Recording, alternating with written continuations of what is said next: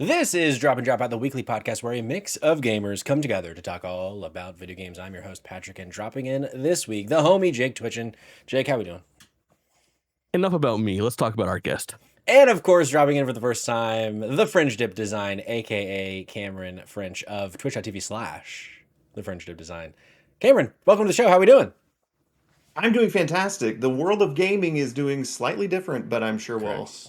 discuss a little bit about that. But I'm doing great. Hell yeah. For those that don't know, all of the iconography that you see here. Now this particular design, Jerica did put together, but all of our assets, our colors, our logos, those came from that handsome mind right below me and Jake, the French Dip Design.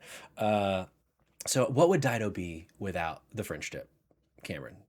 A lot uglier, I would say. Yeah, probably. A lot uglier. Yeah. But yes, for those of you that are listening live, you know that we were here last night with our weekly show, but we are having an emergency podcast because a huge shakeup in video games in the last really like 30 hours. We're mostly here to talk about Xbox and Phil Spencer retiring, Sarah Bond resigning, Matt Booty getting a new job, and there being a new CEO of Microsoft Gaming. But also, maybe we can dip our toes into the Bluepoint conversation with Sony closing Bluepoint yesterday. But that is the main topic is when this cog broke the news in the Discord from IGN, and it was like, yeah, we got to talk about this. This is an emergency podcast situation, and I messaged Friendship. I said, "You want in on this?" And he said, "You bet you goddamn sweet little ass I do."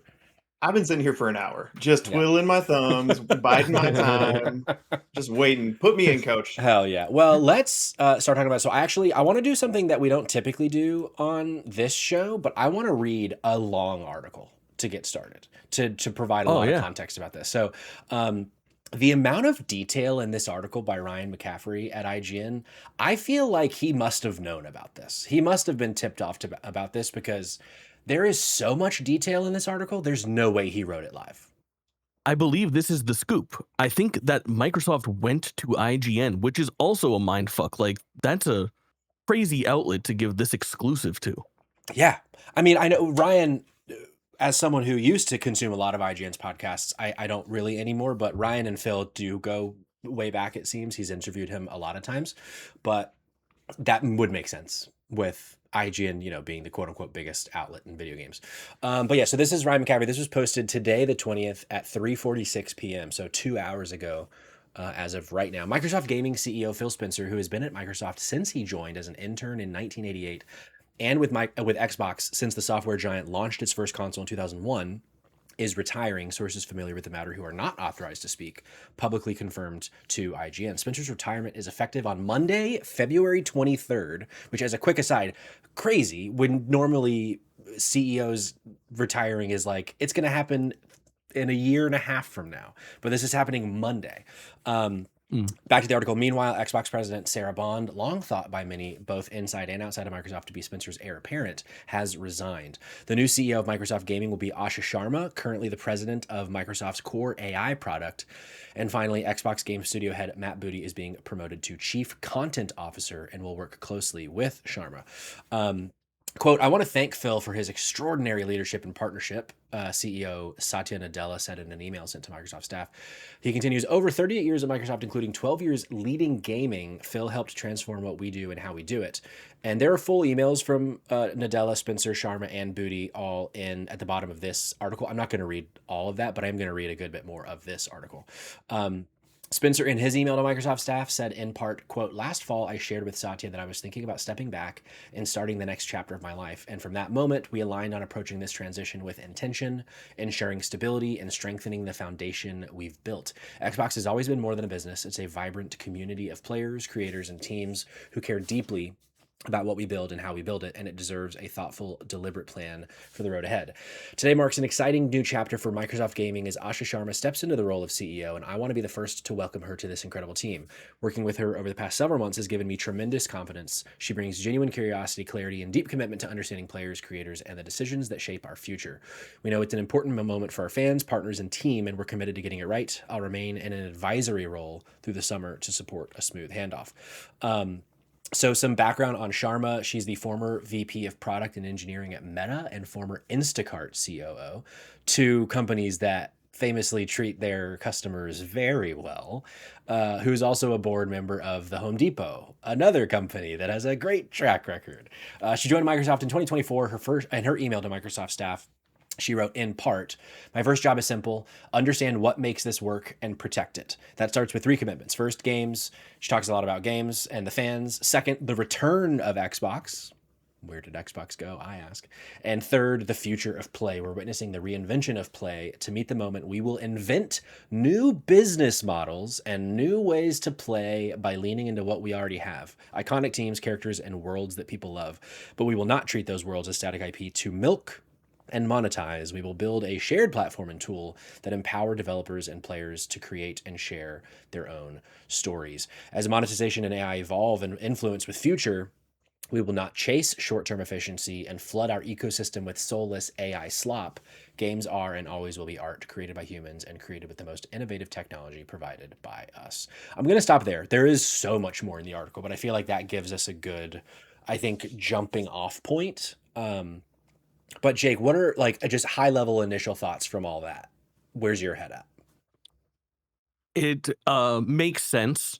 Obviously, I think that there would be movement. I'm surprised it took this long to have this much movement, but at the same time, it is now very abrupt. Like, this is a very tactful. Like, this is Friday afternoon, right as we go into the weekend. A Monday retirement. Bond is out. Spencer is out slash retired. I don't know what the framing is presented to us. I don't know the actual story back here. All we can do is theorize, and we've been theorizing for some time now. So whether the outcome is good or bad, which we'll get into today, makes sense that we're here. Yeah. Finally at these crossroads. Yeah, that I would agree with that. Kim, what about you? I mean, everything that they're saying is so curated. They are saying the perfect thing in this moment. But if you have any sense of like media literacy, you can see right through it. Yeah. There is no reason that this message would be delivered and this quick of a turnaround would suddenly be announced if they weren't all just fumbling around in the dark. And the worst part of this all is that the people who will be negatively affected aren't the people who are in the headlines. The people who are in the headlines, other than Sarah Bond, are going to be protected in some way or taken care of. And so my mind just immediately goes to, holy shit, all of those acquisitions during the pandemic and since, what is the future of that? What is the future of like this grand picture of Xbox and Microsoft? Yeah.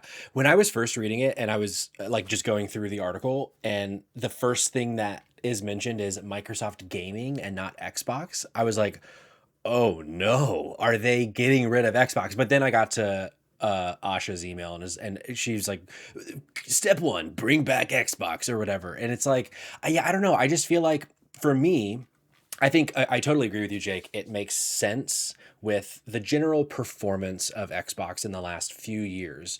But then it's also like, so that's like 1A. But then 1B is also like, it's, as a consumer, I feel has been performing well enough. It's that like corporate goals are always like 3x bigger than they should be.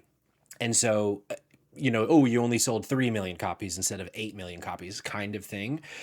But that doesn't also like elephant in the room. There's also been a lot of really shitty things that Xbox has done, things like closing Tango Gameworks and like these other decisions to try to make up for their, what was it, $69 billion acquisition of ABK. Yep. And so it's like, yeah, I feel like from the standpoint of Microsoft, to me, I can't help but question, was it Phil that went to Satya Nadella and was like, hey, I think it's maybe time for me to go. I think I want to explore my next thing. Or was it Satya going to Phil and saying, well, we just spent $69 billion. We haven't seen 10% of that. I'm making up numbers since then. I think it's maybe time to move on. What do you think about getting in a nice retirement package of like millions of dollars, I'm sure, so that we can bring in this AI person essentially? Because one thing I didn't mention in the article is her previous role, Asha's previous role, actually, I might have said it, was an AI role within Microsoft. So now the head of gaming at Microsoft is someone whose experience is Instacart, Meta, and AI. And I'm just like, oh no, I don't feel good about this. But I don't know. And that's our show. That's it. Me either. No. Yeah. I think one of the interesting things here is that I have never heard of, let me fix my little camera here quick. I've never seen of or heard of someone this high up at this large of a company having 3 days, Yeah. like from the announcement to them being done. Yes, he's going to stay on as an advisor, but that's going to be the most minimal of roles, especially Sure. because what they seem to be doing right now is throwing the baby out with the bathwater. It literally feels like this whole overarching story of Phil Spencer being a gamer, being one of the community. That's suddenly gone because Sarah Bond, who he had with him for what, the past 2 years, really, it seemed like that succession line was going to be where they were going. And then suddenly, this new person, not in the gaming realm, Right. suddenly with the AI title attached to where they were leadership of or whatever the division it was, it feels like Microsoft is completely doing a blank slate here, and it feels like it's too late. Like I don't know. I'm just my head's still kind of spinning from the Yeah. news, so it's just trying to grasp. Yeah, to add some color to that, we had mentioned that Sarah Bond is resigning, but it wasn't covered in the parts that I read. But pulling directly from Phil's email, he has a little paragraph about her. He says, as part of this transition, Sarah Bond has decided to leave Microsoft to begin a new chapter. Sarah has been instrumental in during a defining period of Xbox, shaping our platform strategy, expanding Game Pass and cloud gaming, supporting new hardware launches, and guiding some of the most significant moments in our history. I'm grateful for her partnership and the impact she's had, and I wish her the very best in what comes next. I feel like it's crazy that, like what you were just saying, Cam, this person who, I mean, Sarah in ways has been more of a face of Xbox the last 12 months than Phil has. To be gone feels like a bit whiplashy to me, I think. Yeah, it's the message that they're giving, ending their time here to start a new chapter Yeah. is such just fucking corporate speak for there was no longer a spot for them. Yeah. The reason I am currently a freelance illustrator designer, I was a part of a company where our numbers kept dwindling and dwindling and dwindling, and our entire team was laid off. Yeah. And so it's that same situation. That same exact message was put into our Slack channel when it was announced that I was being laid off to start a new adventure. And it's like, this is not, I am not choosing this. I Right. am excited about this. And so, the first thing I thought of when this news was announced was that what a slap in the face to Sarah Bond. But I also think that they might have been like, we are switching things up completely. And she might have been like, I'm not going to be the one to take the fall for whatever you all decide to do in the future. We've Sure. had this game plan. And statistically, women of color who are promoted into these higher up positions, they suddenly have to be the face and be the person who has to take on all of the flack that a lot of these tech Sure. companies are suddenly transitioning into. And so I wonder, and I do not know what happened behind closed doors, but I do wonder if it was the moment of Sarah just being like, fuck this. Like, Yeah. I don't Why aren't understand I what we're doing. CEO? All right, later. Yeah, yeah. And good for her if that's the Yeah. case. If that's the case, yeah. I think that definitely happened in the last year. My guess is that if we were to believe what we're being told now and take it all at face value, it's that, about a year ago is when these conversations about Phil leaving began. Yeah. And then immediately you start figuring out succession plan. Like, who are we bringing in? Who are we moving? What are we going to do with Sarah? What are we going to do with Matt Booty, who we haven't mentioned yet, which I think is Oh yeah. a really interesting fucking piece of the puzzle here. Let me find that But part.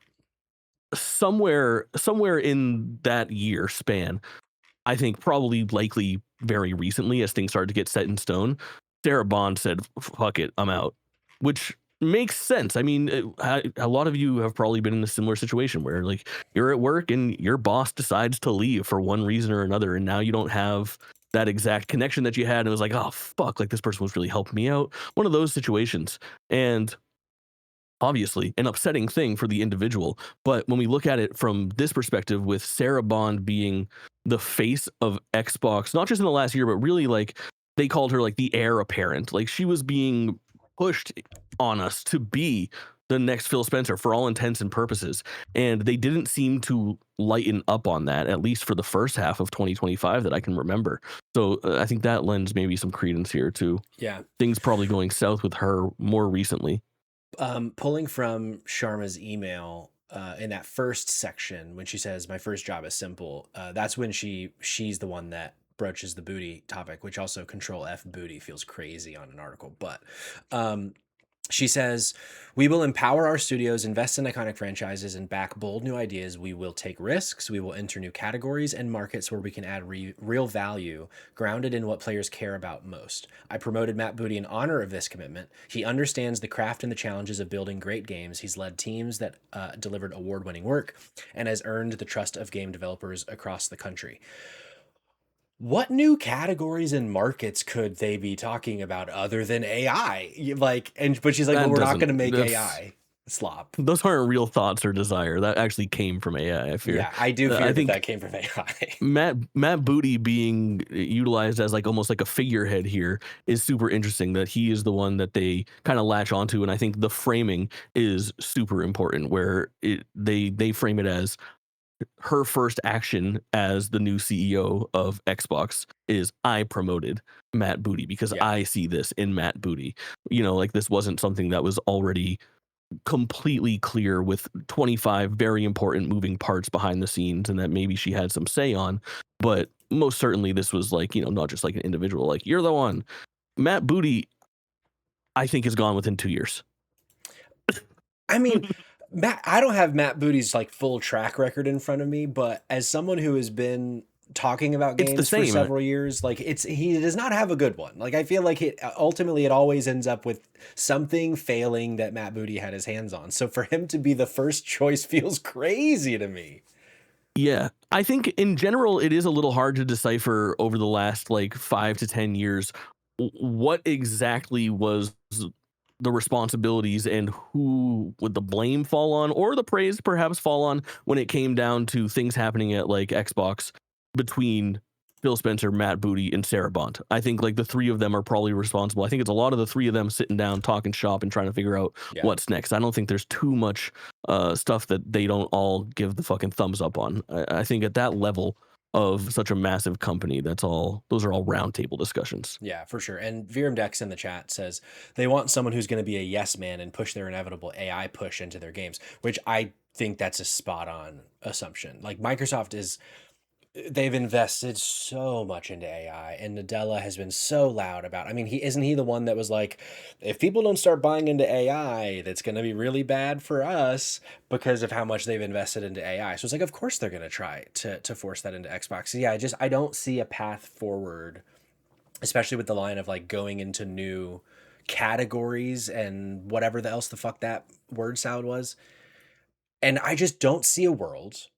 I've been very loud about it being anti-AI on the show and in the Discord. I don't see a world in which going into AI for gaming results in a positive outcome for anybody, including developers who, in this day and age, you turn around and a whole studio is being closed, like yesterday with Bluepoint. It's like, so now we're trying to think of another way to try to eliminate people's jobs from this industry in which people can barely keep a job anyway. It all feels very dire to me. It does feel like this push towards AI, like and maybe I've just surrounded myself in a bubble, but it does feel like everyone who purchases games, who is a consumer of these products and the software, the hardware, whatever it happens to be, it's no one wants this. No one at all. You are alienating your consumer base to the point of no return. And it just I have to understand like where this messaging came from and was it just AI that wrote it? Because also the usage of we will not double down on like AI slop or whatever it means. It's Yeah. like an executive is not going to fucking use the term AI slop if they were just the head of a team or a department that had AI in the title of it. It doesn't ring true for me, and that's why immediately my red flags are up about this entire transition. And it just feels like we are watching the very quick demise of this once beloved product, this once beloved like part of this industry. I agree. I wonder. Yeah, go ahead, Jake. I know. I think that is generally the thinking, and as this has emerged, I think I am more neutral than I am negative on this. I'm definitely not like, hell yeah, let's go. Like, turning of the tides, I was rather fond of Phil Spencer and Sarah Bond and Matt Booty. I liked what Xbox had a lot of opportunity, terrible decisions being made, no doubt. But there's also a lot to love about what they were doing, and it's hard not to, it goes almost back to that. Like, Nintendo's not your uncle, right? Like, they are not making video games to please you. They're making video games to sell to a massive amount of people. Yeah. And it's tough to separate that sometimes when you have, Phil Spencer speaking passionately about how much he loves Halo on a stage, and you love Halo too. Like, that's us actively being manipulated by a corporation. However, I think with Phil Spencer being as important as he was, this turnover is obviously to right the ship from a business standpoint, right? Yeah. Like, things, it's an acknowledgement of the fact that things were bad. And that has been like the thesis statement of every big Xbox discussion in like big time in 2025, but also like the 4 years prior to that, basically during this entire console generation. So I think change is healthy, obviously. Sure. It's tough to be like, wow, this is about to get worse for Xbox. Like, I don't think it could possibly get much worse than this. I think things will change drastically, but at least we're gonna have some interesting shakeups coming down. Like, I'm interested to see where it goes next, because we've been lacking vision for a while, and we've been spiraling the fucking drain. Does this move the needle at all? Do we continue to spiral? Maybe, but at least it's not the continual like downward path that we've been on. Yeah, I mean, to speak very sportsy for a second, because I know both of y'all love sports. It's like Perfect. Yeah, the big sports guy. classic NFL head coach, or really any sports head coach thing of like, okay, we haven't gotten a Super Bowl in 5, 6, 7, however many years. So let's fire the coach, let's fire the GM, let's see, like, can new leadership change course? And it's like, it's the kind of thing where it's like, sure, Xbox has never had a legitimate Game of the Year contender under Phil Spencer's tutelage, but he did also, I think, in a lot of ways save Xbox, because remember, he came in 2014 right after what's his fuck that ended up going to what is his name, Don Matrick, who No, Don Matrick. made the decision to do Connect being locked in, and also it being online all the time, and it was going to be your TV box, not your gaming console. And that was the whole reason that Phil Spencer came in, which they talk about in the article. And so in a lot of ways, yeah, he has righted the ship and done a very good job. But you make a good point, Jake, where it's like he has done a lot of good, but he also hasn't been able to take Xbox as their leader to like that next level. Not to say that PlayStation has really had been doing that in the last few years anyway, with their turnover and their closures of things. But in terms of sales, in terms of critical success, PlayStation certainly has outdone Xbox in virtually every way, it seems. And like Nintendo's kind of on their own island. Nintendo is always better than everybody for the most part in terms of numbers, and we all accept that. But I do want, yeah, that could be part of it. But I do think, though, you said something, I don't see how it can get much worse. I definitely see how it could get worse. In that I feel like Xbox has been good enough, but that is still ultimately more positive than negative. And so I feel like if it could end up being in a situation where more things are being closed down, more games are being canceled, and the things that they're releasing just are even worse quality. So I do think that there is a way that this could be worse than at least the same, personally. Yeah, you might be right. Time will certainly tell. Yeah. But that doesn't make for interesting podcasting.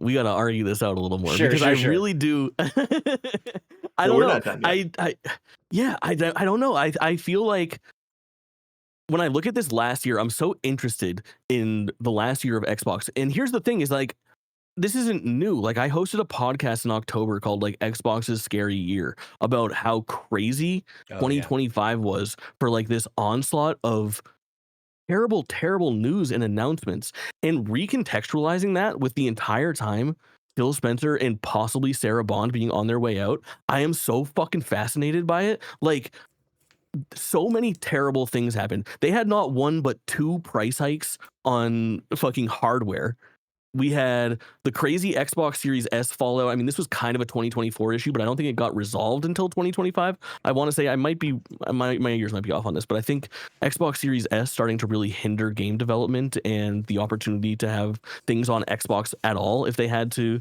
not make any sort of accommodations for the Xbox Series S. We had the massive Game Pass, obviously, price hike, which Yeah. is the one that sticks out to a lot of people. We had a severely underwhelming versus 2024 Xbox showcase during like the Summer Game Fest E3 timeframe. We had an early, like February of last year was the Fable delay, which kind of came out of nowhere and was very early. It seems like they were like, you know, let's get all of our bad news out right now in the next 365, and then we fucking boot Phil and we got a clean slate. And now we have a year coming up with Fable, Forza, we got Halo, Gears, like all on the slated calendar. Like, it feels, I've said before that Xbox sometimes I feel like they're trying to do like an every other year thing where they kind of just like by March or April they're like, we fucked this one. Like let's push everything into next year and see if we can get like a real win. Like 2024 was good, 2025 not so much. 2026 though, we're gonna really nail it. Are all those games that you listed that are coming out this year, their big 25th anniversary kind of like celebration that they're doing with all these releases, are all of those Mm. going to be available on platforms that are not Xbox? They're not Xbox exclusives, correct? Halo definitely, Forza timed exclusive.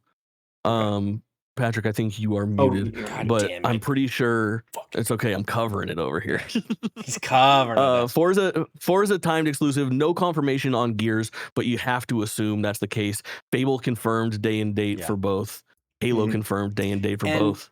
Playground was they said somewhere, I don't remember where this was, but they said somewhere that Forza, they didn't want Forza to be a timed exclusive, but that was a result of they were like that we did a bad job and we can't Well, just get them both on at the same time.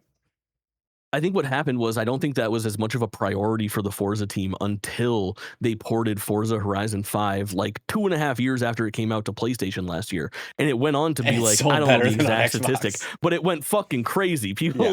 loved this shit. I think Forza Horizon 5 will be looked back at as one of the first like big early successes of Xbox going multi-platform and finding like an audience beyond their shit, because they did that. They had that. Do you remember that weird push at like the end of 2024 where they brought like their first 4 games that are coming? It's like Grounded, Sea of Thieves, Pentiment, and some other bullshit are all coming multi-platform, and they had a weird like Xbox podcast appearance to confirm it, and Oh yeah. it was just, it's just another one of those stories, and that kind of kicked off like what I would call like this era of uncertainty with Xbox, Mhm. where we've had these really fucking weird rumors about like hardware or lack thereof, and people wondering if they're just going third party completely and going to ditch like the Xbox brand. And I will say that they seem to quell some of those rumors with that statement put out by the CEO about like protecting like Xbox, like the hardware, it seemed like, at Sure. least, is what she was getting at. And obviously, like games. Again, this was all likely spewed out by the very same platform that she was just the CEO of. But nonetheless, I think they're hitting the hot button topics that are interesting to me. I can't wait for 10 years from now when we're all under a bridge around a barrel that has fire in it. We're like, I remember the era of uncertainty. God, what, remember that time? That's what we called it. The era of uncertainty. Yes, you're so right. Oh, brother. To give you context, just so my own Xbox journey, I've only ever owned a Series X. I never owned a 360, an original. And so the Series X was my first, like, hell yeah, I'm finally in the Xbox ecosystem. Last year, the moment that they started saying, this is an Xbox, this is an Xbox, I was like, oh shit, we got to get rid of this fucking brick because it's not going to give me the same, like, I can play these games on PS5 now that we have a PC, which is what we traded our Series X in for. Nice. The moment was just so clear to me that like it feels like Microsoft is trying to get out of the hardware game quickly, Mm. with this whole kind of marketing theme of you can play it on your phone, your TV, your PS5, your PC, all these different things. And so, do you think that now that we're at the tail end of this current generation, do you think that there is an opportunity for Xbox to say, like, we're going to do one more swing at it and we're going to come out with a system? Or with the Steam machine potentially coming, is this their opportunity to say, we are now going in one specific other hardware? Patrick, do you I want it? I think I've wanted. I'm hungry for it. I feel like we since Xbox 360 into the 720, we're like, this is going to be the last one for Xbox. True. And I feel like a lot of the time that was just like, it just, for some reason, everyone just felt like it was, I guess it made sense. But I do feel like this is the first one where it's like, I actually do think that there could be precedence that this is the last one. Because if I'm running Microsoft, I'm in the files. Let's just really paint the whole picture of Right. being the CEO of course, Microsoft. as are we, all of your closest associates. Right, exactly. I feel like I don't know offhand like how much money goes into R&D for a console, but I'm sure it is hundreds of millions, tens of millions, like many millions of dollars. What easier way to just cut that from your fucking books and just focus on it being on the PCs and the PlayStations? PlayStation will be the one that have to deal with all the chip bullshit. I don't know. I just feel like it now makes the most sense for me to actually say, you know what? Maybe Xbox is almost done with their hardware. What do you think, I Jake? challenge you with prestige and vanity. Yeah. And here is where I think it comes down to is like Microsoft at its core above Xbox is like a PC centric business. They are a hardware centric business. They have been for a very, very long time. They're a software well, centric not necessarily business. hardware. They're software. They're software centric. They're a software business. But nonetheless, their branding the entire time has always been hardware first from the Xbox standpoint, right? Like when you think about the power of the Xbox 360 versus the PlayStation 3, I think the PlayStation 3 was maybe slightly more powerful, but the Xbox was significantly easier to develop on. And since then, backwards compatibility has, existed for the Xbox 360 where it hasn't for the PS3.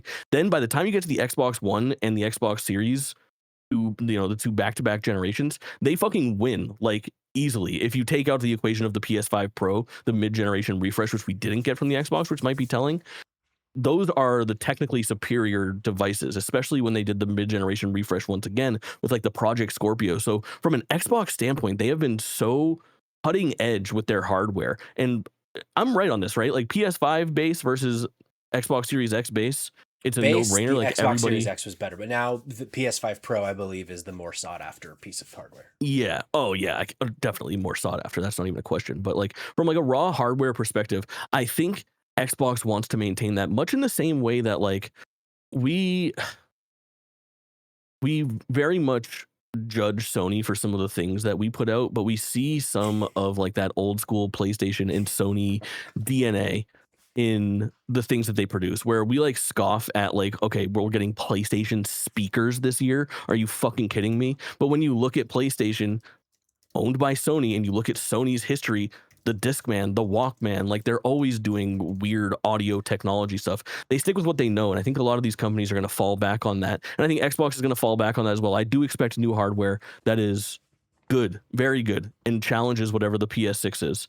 And I think that we will see that even if it's to fucking just save face, prop its head up in these next few months as the talks start to move forward with production, even though everything seems to be getting delayed into like 28 and 29. Yeah, I next guess generation. For me, I guess to clarify a little bit, I feel like, yeah, if it wasn't so heavy and it wasn't just out of reach, I'd grab the Xbox. But I feel like they're going to go the route of the Xbox is now just a SKU of PC. And it's just, the Xbox is now a fucking desktop essentially. And maybe they have OS that's specifically to make it a little easier to use than a PC. But yeah, it just, I don't know, it feels, for how hard they are trying to go into xCloud and everything is an Xbox, it feels like a really easy assumption to say that they're slowly getting out of Xbox as a box console hard, like really for the first time since this has been like a talking point every 6 or 7 years for whatever reason. What do you think, Cam? It does feel like Microsoft is going to, instead of trying to focus on being the competitor against Sony and Nintendo, now that the Steam machine has so much hype, I mean, that thing is literally on the tip of everyone's tongue. I think Microsoft, they've always kind of circled this, we want to be the hub in the living room. They tried it a lot, like with the Kinect, like what we mentioned. And so it feels like if they do continue to try the hardware route, they're going to try to hone in on that hub for the living room, break out of the confines of whatever gaming had been. And so but it also feels like that is such a more dangerous market to even attempt to target because Steam has been killing it really on all fronts. And so I could see them trying it one more time, but I could also see them saying like the Steam machine powered by Xbox or something. Like there's some kind of twist, even though they said they want to continue to focus on hardware. Sure. It just doesn't make I sense to me think from a business standpoint. Yeah, go ahead, Jake. Yeah, I think they're doing that. I think you're right because we've had like something short of confirmation where with like the Asus ROG Xbox Ally, they Yeah. said specifically to like look at that console for an indication of where Xbox is going hardware wise. I think was like the Yes. likely paraphrased quote that I just gave out. But I think that we do see that, but I also see something traditional coming as well. I mean, in that thing, like her second of the 3 steps that AI wrote was like a commitment that involves console. So I Mhm. think that they do take steps towards that, but I think that we might see we've long talked about what the future of gaming might look like platform wise and about how in the future PlayStation might not be so defined by number where it might not be like PlayStation 5 or 6 release. It's like, what generation PlayStation are you playing on? Kind of like how cell phones are, where we all have different model iPhones, but they're all doing the same thing. So these generations will bleed into each other, and we might have less defined walls on them. And I think that that's what we might see from Xbox if they continue with the tradition of going for traditional console, like they seem to be indicating in this, continuing what they were doing with the Xbox Series S and X, where they have different experiences and tiers available, and then also fold in this ROG Ally Steam adjacent platform. I think it falls right in line with everything that we're talking about here, as far as them developing a platform where everything is an Xbox, but still dragging along the carcass of the Xbox hardware with them. Like I don't expect it to end. Sure. I mean, I don't know. It's the kind of thing where I feel like just right now, the whole world feels on fire in a lot of ways. And from like a personal standpoint for a lot of people, from a socio like economic standpoint for a lot of people, from a political standpoint from a lot of people, and not just in this country, but the whole world. And it's the kind of thing where I feel like it is just so difficult right now to have confidence in like anything, not even just Xbox or PlayStation or Nintendo. Like, Sure. I just kind of don't feel good about the state of like really anything right now.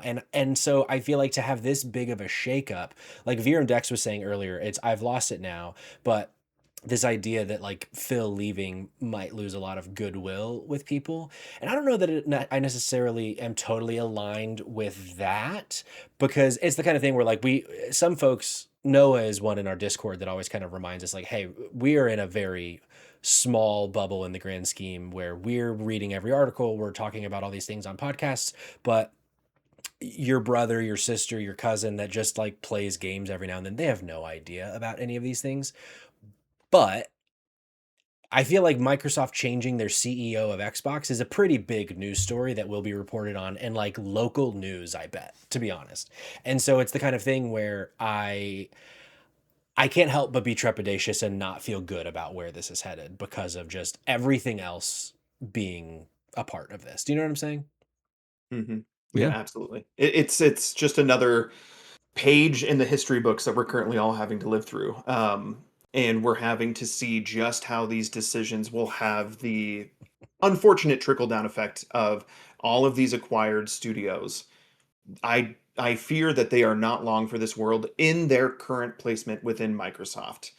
I just don't foresee that with this sudden drastic shift in leadership, that all of these acquisitions that Phil and Sarah were really kind of ushering in and trying from a public standpoint, trying really hard to make fit.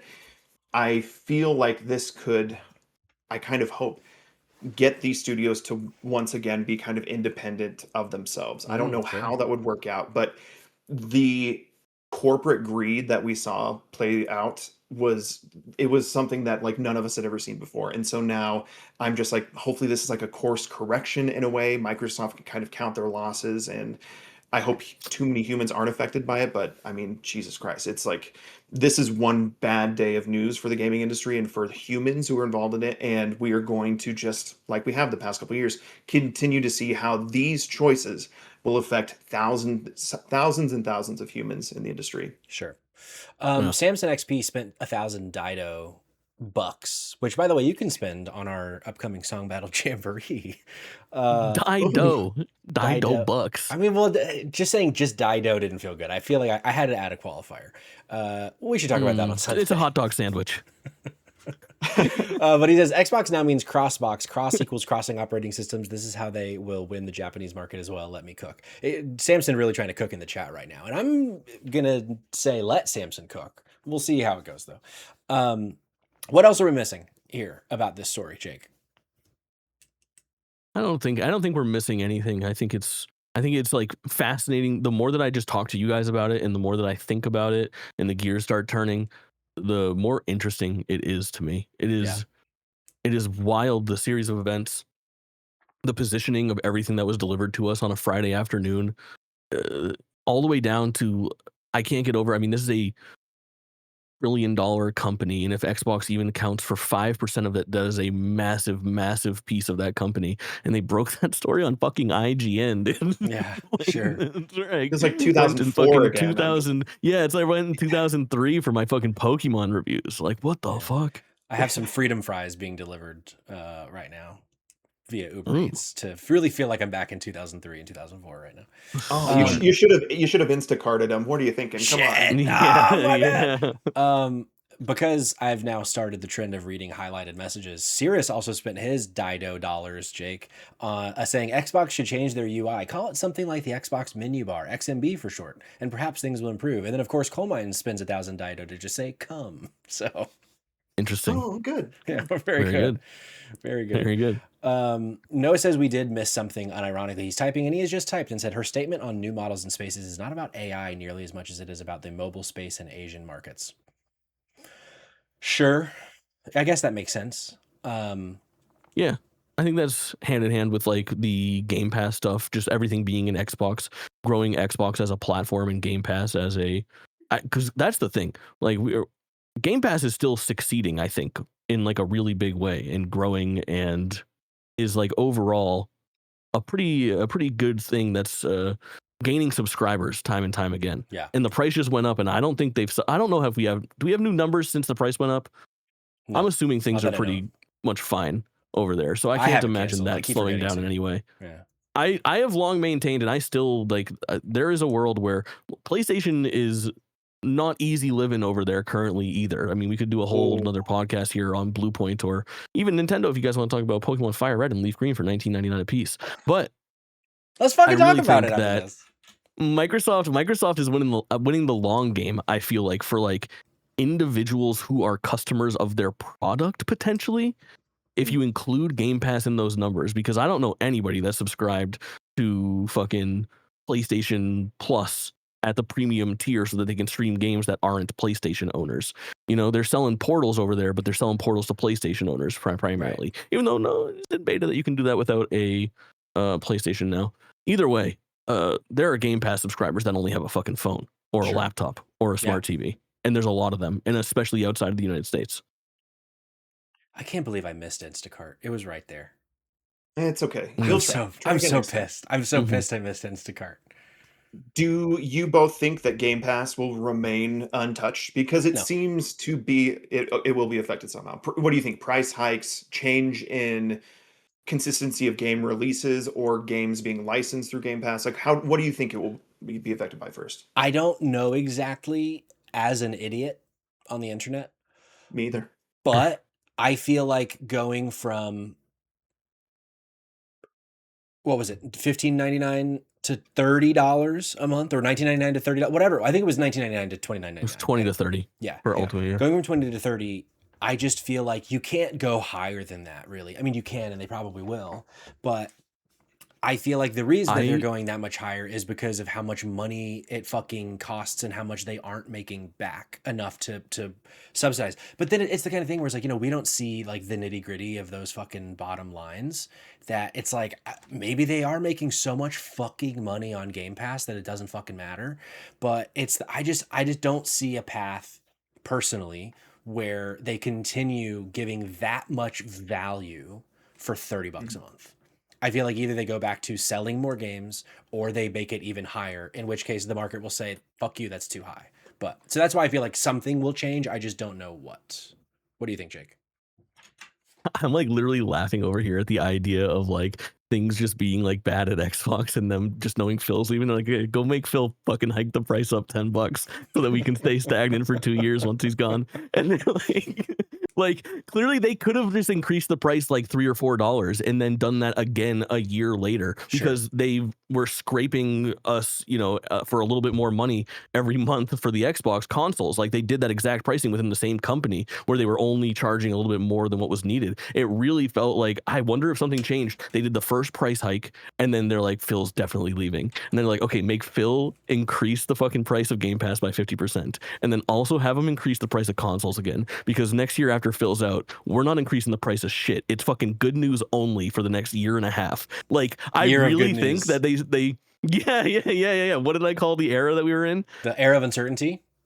Yes. And this is the new era of victories. That's what we're going to have here. The era of victories only for the next like year and a half. It's going to be clean living. No matter if it's fucking dire and bad over there, it will be positioned to us by the media machine that things are really good over at Xbox. They've set us up. Sure. If you want this to be the era of victories, that's what you called it. Yeah. What is one specific thing that you think Microsoft Xbox can do within the next? I mean, shit, they got the PR like comms strategy right now has to be going crazy. What's one thing that they can announce within the next 30 days that you were like, this is a sign of the ship either correcting or a new ship being built for Microsoft Xbox? Sure. 2 words, 1 hyphen. Banjo Kazooie. No, I'm just kidding. Oof. Rare. She's back. I really don't. I don't know if I have an answer for you for like in the next month. But here's what I expect. I do expect like a knockdown, drag out banger of an Xbox showcase at 2026, where we are gonna see announced at the next Xbox showcase. We will see wherever the fuck it is. We're seeing Elder Scrolls 1000%. New Girl's taking the fucking stage and she's bringing Elder Scrolls to the people.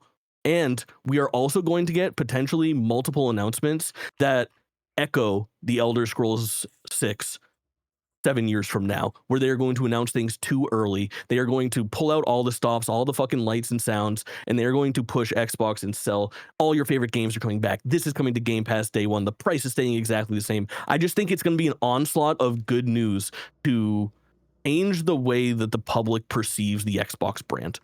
Yeah, the Kevin Feige-fication, the MCU announcement of saying Yes. for our next 18 months, or oh shit, well, I mean, development takes so long now. For the next 30 years. Yeah, right. This is what these Right. releases are going to look like. That's so funny. Yeah, I completely agree, Jake. But Patrick, what do you think for the next kind of phase of Xbox? I mean, I just always expect games to be delayed. It's just because I get to be totally. right more than I'm wrong if I just say every game is going to get delayed. Sure. Anytime someone's like, oh, GTA 6 is coming in November. No, it's not. Because I have like a 70% chance of being correct because everything always gets delayed.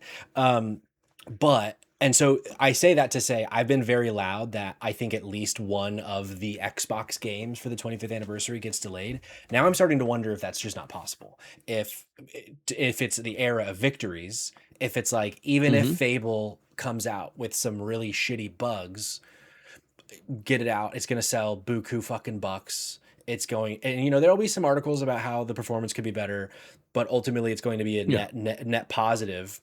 Because we have a new Fable game out that's like good enough. So maybe that is the next step for them of like getting all of the games out that they say they're getting out for the 25th anniversary this year, perhaps. That feels like an easy-ish, I say easy, but Gears is the only one I see being like potentially, just because we haven't seen anything since the 2024 showcase where they announced it with a CG trailer. It's the only one where I'm like, ooh, I don't know. Like I've seen enough Fable now during that developer direct to feel like they could probably launch that fucker by November latest. Or, December. They put out Indiana Jones December 5th, 2024. Like they don't give a fuck. They'll get a game out in time. sure. But Forza feels locked in with how early its release date is. Halo, actually, that fucking studio, dude. Who knows with them? No, they'll put out a piece of shit for sure. They don't care. Thank God. I'll put 100 hours into it. I do want to mention, it's not letting me scroll in the chat. Earlier, Noah said something about us being virgins that make Game of the Year lists. Anybody remember Right. this fucker putting like his 100 games of 2025 ranked in the Well, Discord? no, Like, he's what is? one of the He's one of the versions virgins. that Okay, he's a appeared. virgin Oh with us. yeah, Okay, yeah. Oh, okay. got it. Google gobble, one of us. Yes. Exactly. Right. Google gobble, one of us. But he did say, look at your top 25 and see how many games were on Game Pass. I did just look, and I believe unless I'm forgetting something, I think I had 4 games on Game Pass in my top 25 from last year, which is a good number. But how Mhm. many of those were actual Game of the Year contenders in things like the Mm. Game Awards and things like that? I think because I assume that's why he was bringing that point up, was from that point earlier in the conversation. But they haven't had a legit, like, this game is winning awards. The closest thing that they've had is Forza Horizon 5 winning IGN's Game of the Year, whatever year that came out. Like, that's kind of been the only critical win they've had through that specific lens specifically. Mhm. Mhm. So then here's to kind of dip the toe into the he says E33 was day 1 Game Pass. Yeah. It barely is in my That's top where I played 25, it. but that is where I Oh, played it. That is one of the few that I mentioned. PS6, or sorry, PlayStation, Bluepoint, them just closing that down. It's kind of turning gears a little bit. Not to say that we can't go back to the Xbox conversation, but I mean, we've talked about this almost ad nauseum on Drop In Drop Out and on Spotlight Games about fucking, it is just not looking good over at PlayStation. And I feel like them now shutting down Bluepoint is just like, you put out a short yesterday, Jake. It's like the biggest fucking fumble. Like, Dude, I can't believe that this happened. it's insane. Something. Oh no! I in my head I'm like, something had to have been so wrong. Maybe everybody worked there for too long, was making too much money, and it was just hemorrhaging cash or something like that. Because I don't understand a world where a team this small and that talented can't just be stuck on a project of like, hey, remaster those, because that's what they did so well for so long. And then we know the behind the scenes stuff about them working on a God of War project that obviously didn't come together. It got canceled for one reason or another. It was the wrong team working on the wrong product at the wrong fucking time. Yeah. And it looks like they're just paying the price for, you know, Herman Hulst's mistake is what it probably fucking boils down to, if we were to guess. But insane that they wouldn't say, okay, just pivot. Now you guys are working on Twisted Metal Black rematch. Who the fuck cares? Have them Yeah. pump out one every 2 or 3 years, as long as it looks good and it's based off of a game that people liked. Yeah. Bloodborne is such an easy layup. I think there might be muddy waters there with From Software. There must Because I be don't something think- legal about it. That's the only reason they I wouldn't think have done I think that From Software, I don't know what the conversations were like, but maybe the way the Demon Souls was handled didn't rub some people the right way. There's some hardcore fans that feel that way. I don't hear about it often. Generally, that's just a very pretty PS5 launch game, in a nice remaster. But give them any old fucking franchise. Have them bring Ratchet and Clank's original trilogy from PS3 that it was remastered for up to PS5. Give us Yeah. native ports of things. Just work on touching things up. It seems like a fucking alley-oop. And even if it costs you a little money and they're not turning a massive profit, you win with the fans so hard. It seems like such a bad fucking call Yeah. for anyone that knows. Again, we're the virgins who know, but Sure. That's very true. The first thing I did when I heard about the Bluepoint closure was I went to eBay and I bought a physical copy of Demon Souls and Shadow of the Colossus, because who knows what the future is, but it's one of those things where it's like the proof is right there. PlayStation is known. They had a fucking game called PlayStation Battle All-Stars. They are known for the characters in these iconic franchises that go back decades now that have just been sitting on the shelf untouched. And the fact that they just completely, like you said, dropped the bag, fumbled the ball, sports reference, God, sports you're reference. such a sporty little right. sloth. I So know, good. I'm very athletic. You'd never be able to tell. It that, but yesterday's news of Bluepoint closing feels almost like today's news is just overshadowing it because it seems like so much larger. But it goes back to the point of like these studios that have been acquired by these larger fucking companies, like what's going to happen to them? Are they going to go fully independent and Yeah. be, like privately ran or funded or whatever? I just can't help but see just how venture capitalism has completely ruined this industry and so many others, but gaming in particular. being about entertainment and being about just like you have customers who literally grown with you since the birth of this entire industry. My family had a fucking NES. Like, I'm going to be a gamer forever. And they're just like losing sight.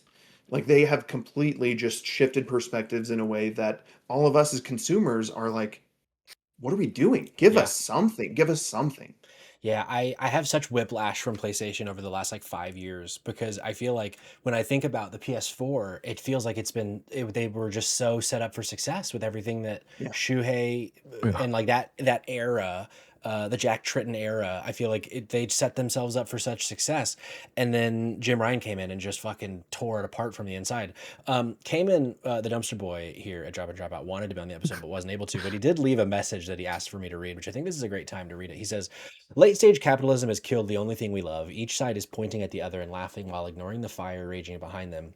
If the industry survives another 5 years, we should be thankful. Until then, hold on to what's remaining because it's only going to get worse from here. And it's like, that is a very obviously dire outlook, but it's like, I don't like, where's the lie? I feel like with how this is going, because the truth is, as someone who works in corporate America, and I know both of you have worked in corporate America for plenty of your life as well, we asked this question of like, why not just put Bluepoint on remakes, because that, you would have made money. But the truth is, I don't know the exact month to month of their fiscal year, but the truth is they wouldn't have been able to deliver a profit to their shareholders if they didn't cut Bluepoint. That's the whole purpose of this, is that Yeah. the Oh money that yeah. it took to keep Bluepoint alive for another 12 months, just thinking about, is like, what, 70 people average uh, salary is probably like 100K.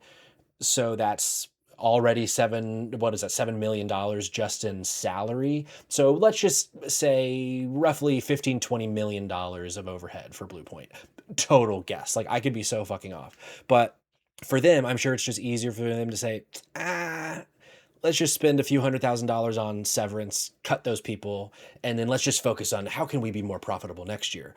And that, I feel like, is the ultimate issue at the heart of all this, is that we can't just be like, shit, we had a bad year. Like what you were saying earlier, Jake, with Xbox, is like, yeah, we're gonna get them next year. Like, why can't we just say that and Well, say, all right, next year Bluepoint remake fucking Sly?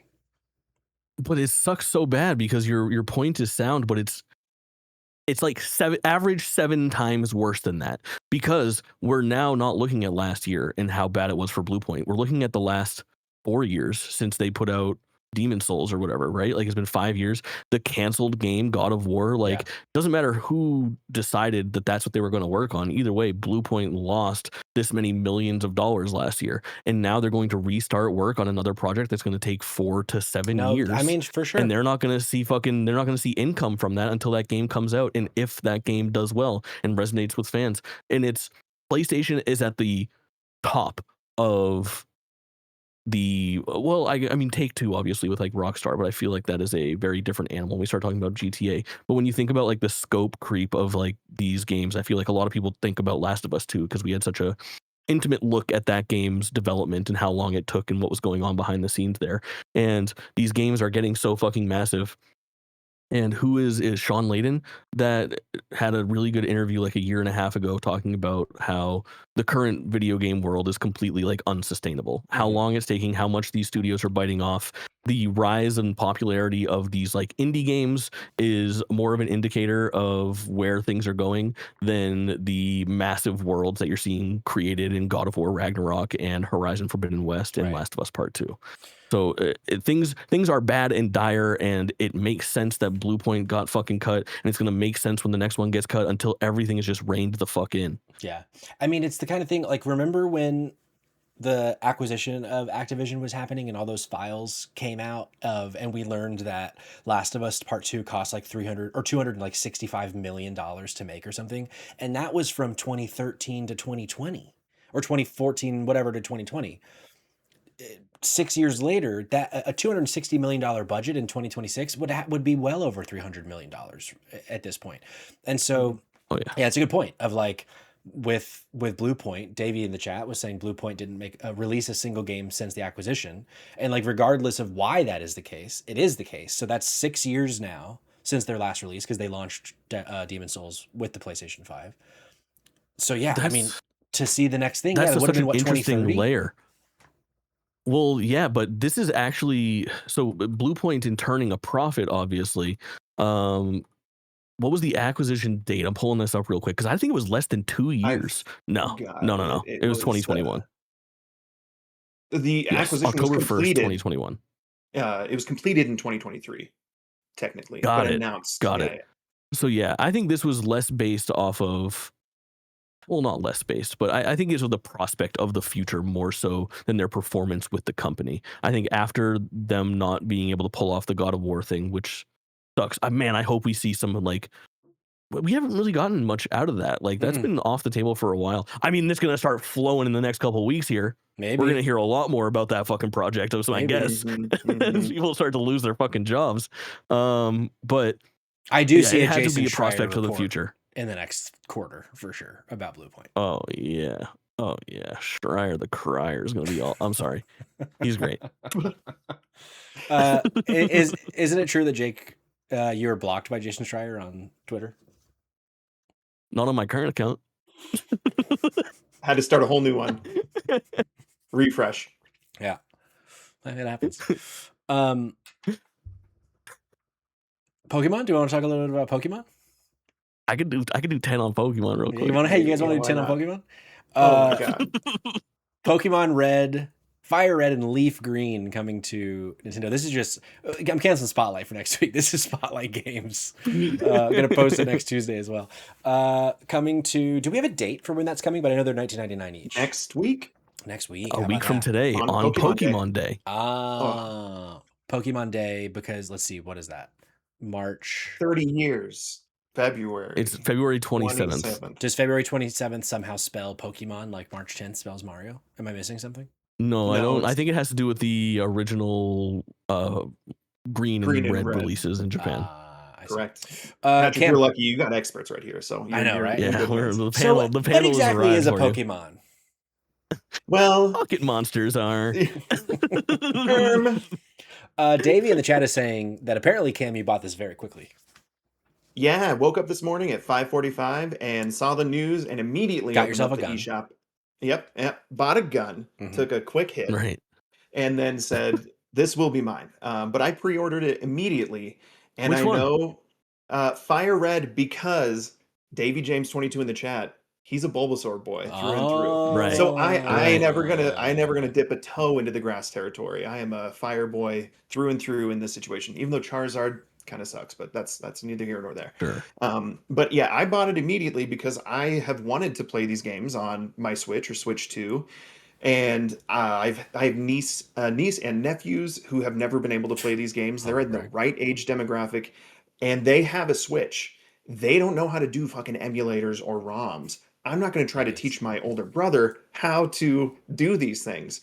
This is an easy way for a whole new generation to play these classic games, which help with reading comprehension, with like motor skills, all these different things that we got to experience when we were kids. And so I think it'll be helpful for that generation. But also, Nintendo is doing a better job, in my opinion, at like scratching the nostalgia factor for the consuming class that has a little bit of money to put towards these things. Yes, it would be great if this was on Nintendo Switch Online, but then that rules out the compatibility with Pokemon Home, and also it just feels like it's more of a profitable model for the Pokemon company because they're the number one IP in the world in history. Of course, they're going to want to try to make the most money. Kayla, will you check the Dido budget? If Pokemon will help with reading comprehension, I think Jake needs to play this new Pokemon game. I think that'll be very good for him.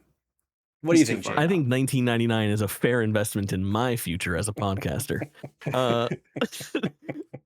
It is. I got a challenge for you guys. Can either of you tell me with like the proper like punctuation, capital letters, like dashes or colons? Can any of you tell me the framing for whatever the backwards compatibility for Game Boy Advance is on Nintendo Switch and Nintendo Switch 2? Whatever. I don't think I understand the question. I don't. Like when I was on like the Wii, when I was like on the Wii, it was called the Virtual Console. Like the Virtual Console, you can go get this. It is so difficult to fucking explain to somebody the route that you would take on your Switch to get access to the Game Boy Advance games. Like it's you have to be a member of Nintendo Switch Online Premium Plus Expansion Pass, at which point you pay a monthly or yearly fee to access the Nintendo Switch Online Game Boy Advance collection. And that is a collection of games that you can download. You must be connected to the internet at all times to play, to grab this. Like, I think the messaging on it is a little fucked. Dude, the fucking... Did you guys see the FAQ, like the frequently asked questions that they put out for the actual product? No. The question about... I'll pull it up so I can read one of them to you in a moment when you guys come back to me, but it's so fucking funny. It's so defensive. I think it's interesting that they didn't go for that GBA Online thing, but I think it's because the fucking messaging is so shitty. If you just put these $20 games right on there onto the goddamn eShop the right way, everyone knows what they are. You know how to grab them. The price is right. You go for it. The price is wrong, bitch. I think here's the thing. I don't know the ins and outs of the budget of Nintendo. I don't even know the ins and outs of the budget of this podcast group. However, I could guarantee you there is absolutely no way Nintendo would make a tenth of the money that they will make by selling these games for $19.99 if they put it under that. Very, very cheap service. The Nintendo service is so much cheaper compared to PlayStation and Xbox by like a very large margin. And so the amount of people that are going to swipe the fucking card potentially twice for this. Dude, there was never a chance that these were going to be in the expansion online, whatever the fuck. I got the FAQ. Will these games also be coming to the Game Boy Advance space Nintendo Classics collection? These games are being offered as a standalone software and are not planned for release as part of the Game Boy Advance Nintendo Classic collection. Why are you handling these classic games differently? In celebration of 30 years of Pokemon, we thought it would be fun to return to the ultimate versions of the original Pokemon adventures in the Kanto region with these special releases. Why are you charging us $20 for this? We thought it would be pretty fun. That's so funny. That's funny because I also think it's fun to lose $20. Yeah. Oy vey. Well, Cam's already bought it though. I mean, Jake, you're gonna buy this, right? I mean, on day one, yeah. I think I'm going Leaf Green again. I never played. I love these games, and here's if I'm to play devil's advocate here on this, I think Cam, you touched on a little bit too about like the Pokemon Home potential capabilities here is a pretty big selling point. I am not, against emulation or anything like that. Like I have dabbled plenty over my time, especially as like a streamer.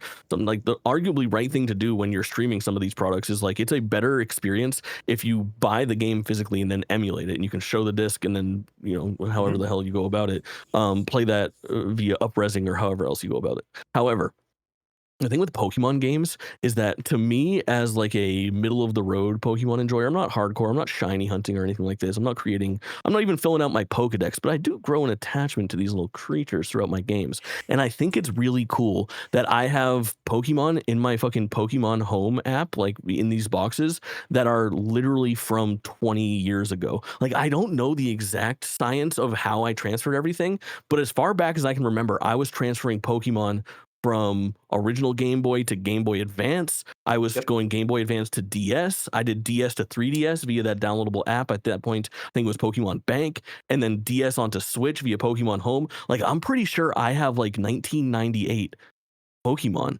from like my original Pokemon Blue that I could pull into Pokemon Violet right now if I so desired, which is fucking insane. My family took all of our Pokemon out of the Pokemon banks right before the Dust Bowl happened. Well, that would have been a very smart thing to do. But Noah is saying that they took away the home compatibility messaging for this, that it's not going to be there, apparently. They did. I bet it'll end up be there. I think it's a fucking shit show over there right now because all hands on deck. How did we fuck up and put this out 7 days early? What a fucking miss. I don't even know how it got leaked, but the fact that they were like, you know what? It's out there, so pre-order. Like it's on the shop. Don't even waste any time. It had to have been like someone was like, in 4 weeks. And then he was like, okay, 4 weeks, including this week. And then fucking all of a sudden it goes live on the 7 days before. Somebody furiously texting their partner, babe, I'm in so much trouble. When they say Pack your 4 weeks, bags. do you think it includes this week or not? You said that they probably would include this week, and now I'm in so much trouble. But it was a Friday. $20 says they asked ChatGPT, and ChatGPT was like, "Oh, yeah, no, I will say, I will tell on this theory here, but if I were to guess, this is probably the start of bringing some standalone Pokemon experiences to like digital storefronts and physical. And if you're in Japan, which I can't believe we're not getting, please just put these on fucking physical. Give me a fucking see-through green cartridge for Switch 2. I'll pay double. Yeah. Maybe And more. those little orbs too, the little Pokemon the orbs are that they so got. cool. Yeah, I know what you best. can do they're with so those. cool. I think you might need to play Triple. Everyone, Triples is best of the Nova. I think we probably see Ruby Sapphire are an alley-oop here. I hope that they're doing this so that they can get around. Now, here's my thought, and try to follow me on this because I don't know if I've ever formulated this out loud before, but with the DS emulation that they would have to do for like a full suite of DS games, some of them would be significantly more involved than porting or making DS functionality be adapted or utilized for just the Pokemon games. Because if you ever play like Pokemon Heart Gold, Soul Silver, Diamond, Pearl, which are DS games, they have touchscreen capabilities, but they're like non-essential. So I think like going in there and doing a real light touch up on the functionality or the way that you do those inputs or how your screens are laid out could be a way of them putting out Pokemon, but not a full DS Nintendo Classics collection situation. Perhaps that's a lighter load. And at that point, when you get like Heart Gold and Soul Silver, those are beefy games. I think you can sell those for fucking 40 a pop, 50 a pop. Like those, if we are working towards, if this is step one of getting standalone Pokemon releases through the DS and potentially even the 3DS generation onto the Nintendo Switch and Nintendo Switch 2, I'll pay 20, I'll pay 40, I'll pay 70. Homie 5 minutes ago says, who is happy getting rid of $20? And then he says, I'll pay $50 for this other thing. Listen, I know I'm fundamentally broken with this. Nintendo's my uncle, as you can tell. For sure. Here's my question. So I think it is probably safe to assume, maybe even an alley-oop, as you said, Jake, to assume that more Pokemon games will be coming. Do we think other games, though, or do we think that this is a uniquely Pokemon thing that they're going to start charging for? I think it is specifically Pokemon. Because there's all those different kind of owners of Pokemon, and there's so much different like litigation that they'd have to get through. I think Pokemon will remain a digital, hopefully eventually physical standalone release. I don't think that makes sense. Any mainline game will ever be on NSO, and they're going to make so much fucking money off of this. Like I can see Fire Red Leaf Green being in the top 10 selling games of 2026. Sure. Because so many people will just pick it up because it's just $20. And so, yeah. Jake, what do you think? I don't know if there is any other example of game that hasn't been brought over. I don't know if there's anything left on the table. Like, what else would they charge for? Not Mario, that's everywhere. Not Zelda, that's everywhere. I would say that would be like the closest thing was if they were going to do like remastered.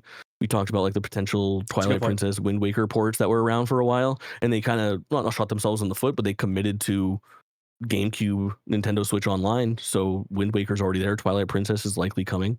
I don't know what else they would charge for if not like the Zelda and Mario franchise. That's a good point. So I guess from Wii on, they release it as a physical extra cost. Anything pre-Wii that's not Pokemon seems to be, in some capacity, more so it's going to be online. That's interesting. Huh. I think so. Wait, was Wii? No, 3DS as well. Include 3DS. Oh, 3DS. Yeah. I guess I wasn't including handhelds, even though there are several handhelds in the NSO. Yes, sir. Well, state of the industry, huh? Very good. Yeah, love being here. What a time to start a video game podcast, Patrick, Jake. Really, I mean, you've got plenty to talk about, which is good. It's not like a lack of topics, but good job on sticking with it. It's wild out here. Wild West. Wild West. You know it's hard out here for a pimp. Wow, I'm getting a Will Smith and a 3-6 reference in the same thing. Terrence Howard, Will Smith, the two best guys. So they both love hitting people. Yeah, unfortunately, that is true. Yeah. Unfortunately, that really do be true. Friendship, thanks for being here, for dropping in, as it were. Of course. I've just been, like I said, sitting on the sidelines waiting, biding my time. But it's been an absolute pleasure to talk to my two favorite boys. Sorry, Cog. Sorry, Cayman. But yeah, maybe let's get some women on this next time. You know, Yeah, some right. I diversity. tried. I asked everybody. It was I know. crickets. True. I'm teasing. But yeah, it's always great to talk to you guys. You have great insights and great takes, and so yeah, just happy to be here.